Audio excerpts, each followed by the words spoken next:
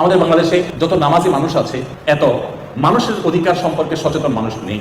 যত দাড়িওয়ালা মানুষ আছে, যত টুপিওয়ালা মানুষ আছে, অন্যের অধিকারের ব্যাপারে এত সচেতন মানুষ নেই। আমরা চিপসকে ঠোঙাটা ছেড়ে দেই, এই ঠোঙাটা কোনো ড্রেনে গিয়ে জলাবদ্ধতা সৃষ্টিতে ভূমিকা রাখছে, আমি খেয়ালও করছি না। আমি ডাব খেয়ে মালাটা বাইরে ফেলে দেই, সে ডাবের মধ্যে পানি জমে, সেখানে কোনো মশা তৈরি হয়ে সেই ডেঙ্গু মশা কোনো মানুষকে কামড়ে দিয়ে অসুস্থ করে হয়তো মৃত্যুর মুখেও ফেলে দিচ্ছে। সেটি ভাববার মতো ফুরসত আমাদের নেই। আমরা ম্যাক্সিমাম মানুষ আমাদের দুই হাত দিয়ে চতুর্পাশটাকে আমরা নষ্ট করছি, মানুষের অধিকারগুলো নষ্ট করছি, অথচ আমরাই হাদিস পড়ি আল মুসলিমু মান সালিমাল মুসলিমুনা মিন লিসানিহি ওয়া ইয়াদিহি।